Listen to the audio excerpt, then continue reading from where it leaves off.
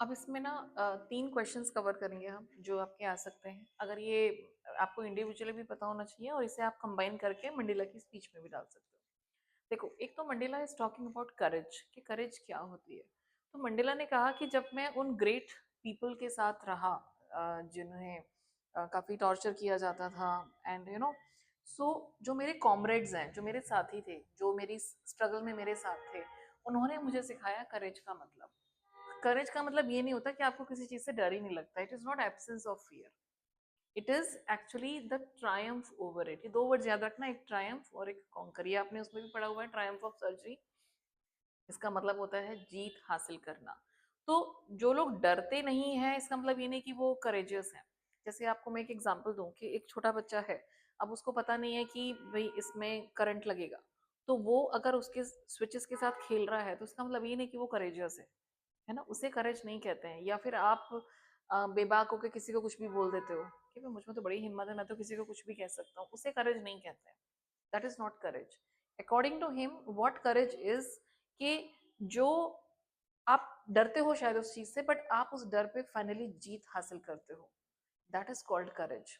तो डरना बुरा नहीं है, बट उस डर की वजह से आगे ना बढ़ना वो कायरता है, दैट इज योर कावर्डाइज। तो ऑलवेज बी करेजियस, है ना। तो सबसे पहले अपने डर ढूंढो कि आपको किस चीज से डर लगता है, and then you go ahead, ठीक है। इसमें नेगेटिव चीजें नहीं आती हैं, सो बी केयरफुल। ओके, तो you have to conquer your fear. और जब ये करेज आप में आ जाती है तो you are ready to sacrifice your life also. एक नॉबल अच्छे अच्छे काम के लिए ना आप अपनी जिंदगी भी शायद सेक्रीफाइस करने के लिए तैयार हो जाते हो। दैट इज करेज। वो आपको हिम्मत देती है। और एक और चीज देती है, it gives you resilience. Resilience क्या होता है कि आप के पास एक एबिलिटी है कि आप जितनी मर्जी मुश्किलें आ जाएं कोई बात नहीं, मैं सब I will face all the hardships and I will recover from it। उसे कहते हैं करेज। कि जब आप में वो हिम्मत है कि भाई अब मुझे ये अचीव करना है, और हिम्मत आपको ये चीजें देती है। और हिम्मत कैसे आती है? जब आप अपने डर पे जीत हासिल करते हो। So remember that it's beautiful concept and we need to apply it in our own life as well. ठीक है, तो जिस चीज से डर लगे उसे करो। Do the thing you fear and the fear would disappear. हाँ, लेकिन इसमें वो खून खराबा और ये चोरी वोरी नहीं आता है, बी केयरफुल। चलो एक दूसरा point. Man's goodness is a flame that can be hidden but never extinguished.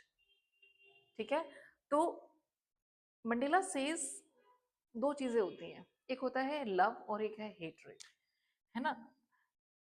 आप किसी को प्यार करना नहीं सिखा सकते, लेकिन नफरत करना जरूर सिखा सकते हो। This is the beautiful concept that Mandela is giving. What he says कि दो चीजें हैं यहाँ पे। एक तो he is talking about love and hatred. कि जो लव होता है ना वो नेचुरल है, वो अपने आप से ही आता है। It is naturally generated in our heart. आपको कोई सिखा नहीं सकता कि भाई उसको प्यार करो, इसके लिए आपको अपने मन में फीलिंग्स लानी है। No, it's not possible. आप जितनी मर्जी कोशिश कर लो, वो एक्टिंग ही होगी। लेकिन नफरत करना सिखाया जा सकता है। Nobody is born with that thing of hatred. जो ये वर्ड है ना हेट्रेड, ये फीलिंग, ये इमोशन हम में नहीं होता है, ये हमें सिखाया जाता है। जब हमें 10 बार एक बंदे के बारे में बोला जाता है ना कि ये ऐसा है, बेकार है, बेकार है, बेकार है, एंड देन दिस कम्स।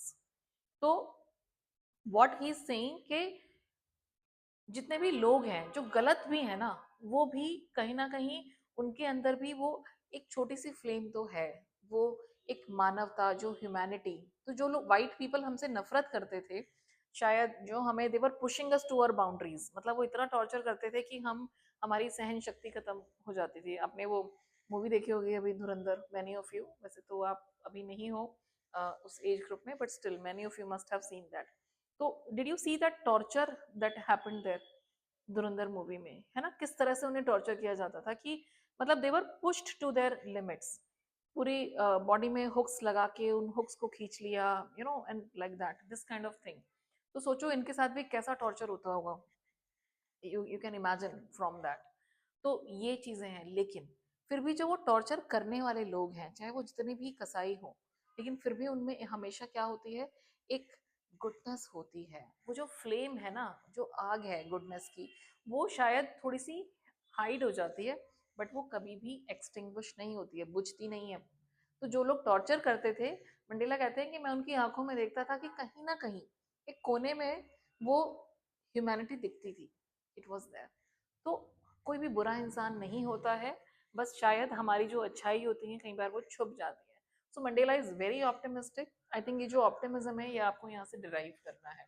तो पहले भी उन्होंने ऑप्टिमिज्म दिखाया था कि भाई हमारे लोगों ने सफर किया, बहुत सफर, मतलब नॉट जर्नी, हाँ, बहुत दुख सहन किए हैं, वो ब्रुटैलिटी, ऑपरेशन एंड ऑल, लेकिन फिर भी वो क्या है, पॉजिटिव है। तो उस दुख से क्या निकल के आया, उनकी एक्स्ट्रा ऑर्डिनरी पर्सनैलिटी। तो ये पॉजिटिविटी है ना, इसे कहते हैं ऑप्टिमिज्म।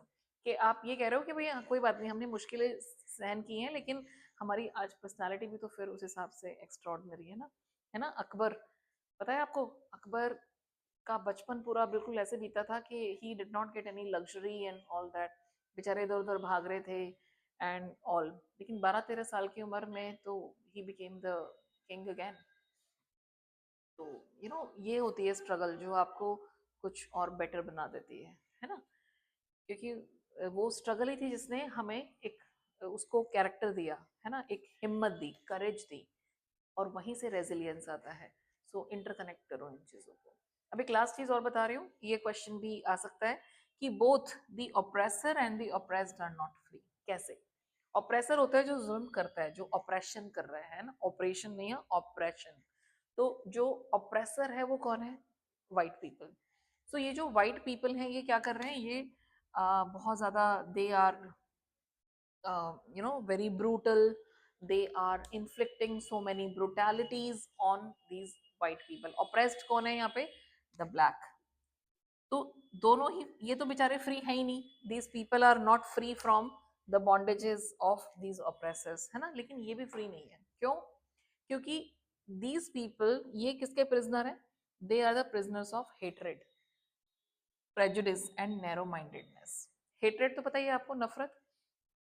प्रेजुडिस किसे कहते हैं? जब आप पहले से ही एक धारणा बना लेते हो किसी के लिए कि भाई अच्छा ये इंसान काला है तो इसके पास तो कोई टैलेंट है ही नहीं, ये वाला गोरा है, ये वाला बहुत अच्छा है, लाइक दैट। या फिर ये तो लड़की है, इसके बस की नहीं है, ये नहीं कर सकती। ये हमारे प्रेजुडिस होते हैं। आपने एक पूर्व धारणा बना ली और आप उसी के हिसाब से ही चल रहे हो। तो इन्होंने क्या किया था, यही तो किया था कि भाई ब्लैक पीपल हैं, ये तो एवं ही है, इनसे कुछ नहीं होगा, तो इनको बस कोई हक नहीं देने, कुछ नहीं देना, और उन्हीं के देश में आके उनके ऊपर पूरा कब्जा कर लिया था। दिस इज कॉल्ड प्रेजुडिस, है ना। इंडिया के लिए भी यही प्रेजुडिस था कि भाई इंडिया में तो सारे गवार रहते हैं, कुछ आता जाता है नहीं, इनको इनको चल के सिविलाइज करते हैं हम, इन्हें सिखाएंगे कि कैसे जिंदगी जीनी है, लाइक दैट। वो प्रेजुडिस था, बट ये रियलिटी नहीं होती है। नैरो माइंडेडनेस क्या है कि एक सोच ही आपकी छोटी है। आप क्या सोच रहे हो कि कलर के बेस पे आप डिस्क्रिमिनेट कर रहे हो, है ना। ह्यूमैनिटी तो आप में है ही नहीं, यू आर रॉब्ड ऑफ, दोनों ही ह्यूमैनिटी से रॉब्ड ऑफ है। तो जो एक मानवता है उसको तो आपने छीन ही लिया ना, दोनों के पास ही वो खत्म हो गई है। क्योंकि जो ऑप्रेस्ड है ना, वो भी फिर ह्यूमैनिटी में बिलीव करना बंद कर देता है।